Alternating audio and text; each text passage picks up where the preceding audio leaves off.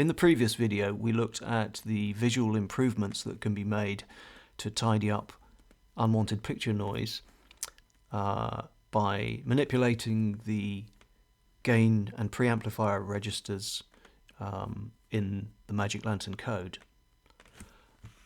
If you haven't actually watched that video yet, I'd suggest it might be useful to do that before you watch this one. In this video, we're going to take a slightly deeper dive into the files themselves and have a look at the exposure information, exposure statistics. So what I've done here is I've got all my original test MLVs lined up here. Just to recap, we've got a pair of tests shot at 100 ISO, 200 ISO, 400 ISO, 800 ISO. The first is the stock ISO, the second is the ISO where the registers have been manipulated. And what I've done is exported a frame from each of these into DNG and loaded those frames into here. This app is called Fast Raw Viewer, which is made by the same people as Raw Digger. I actually prefer this. This is the first time I've tried this actual app itself, but I actually kind of prefer this to Raw Digger in some ways, especially from the UI point of view. Anyway, enough of that. So here we have the DNGs loaded that match the MLVs here, and just so you're sure, we've got 0940, 0941, 0940, 0941, 0957, 0958. There we are, and what have we got? 1004, 1005, that's here, and 1011, 1012. Those are there. Okay, and just to reiterate, the original shot where these pairs of shots were made, there was no change to the aperture, the iris, or the shutter speed. The only changes were made to the manipulations of the registers, the settings. So the same amount of photons were entering through the lens and hitting the sensor, exactly the same in both cases, in both pairs. So what I wanted to focus on in this app here is this, apart from the raw histogram itself, which we're quite used to seeing, there's a very useful window here which tells us the percentage of pixels in the image that are underexposed and overexposed per each channel, the RG and B channels here. So if we look at this first one, which is the stock ISO, so let's just go back to MLV app. So we've got stock 100 ISO here, and there we've got the register manipulated ISO 100. So I go back to stock. If we look at that stock, and I might as well say here that I might draw your attention to the fact that this is exactly how it was exposed. We've got no exposure compensation on here. We haven't boosted the shadows.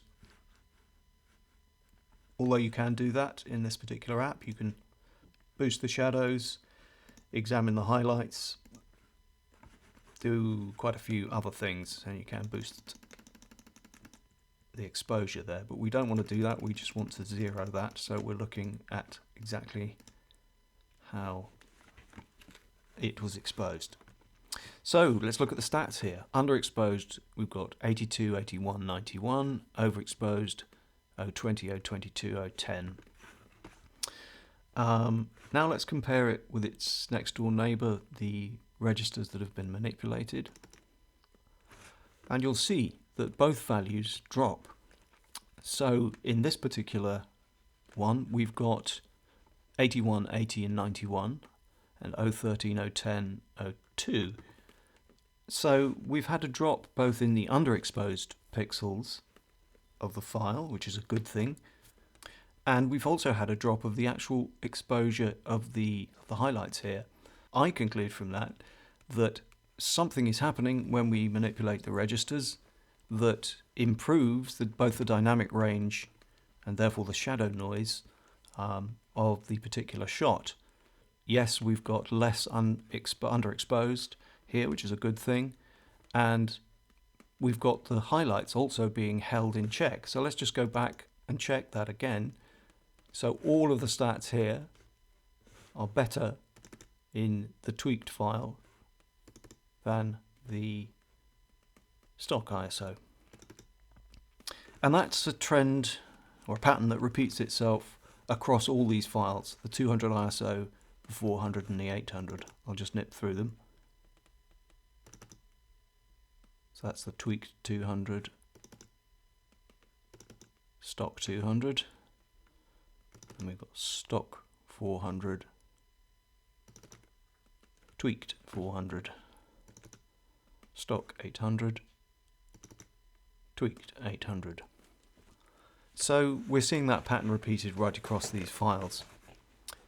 Something to note in the 800 ISO one is that at 800 ISO you get this really nasty magenta haze creeping over the entire image, but in the tweaked version of 800 that's significantly reduced. So that's a positive gain as well. So as I said, I conclude from this, from both looking at the visual results and from what's going on with the exposure statistics here, that in a way that I certainly don't understand completely, I don't understand the workings of the electronics within the camera itself, but the manipulating of these values, now we have access to them, and also now that we have a quick way of adjusting them, are showing real improvements, both from a visual perspective and from the statistics that we can examine here.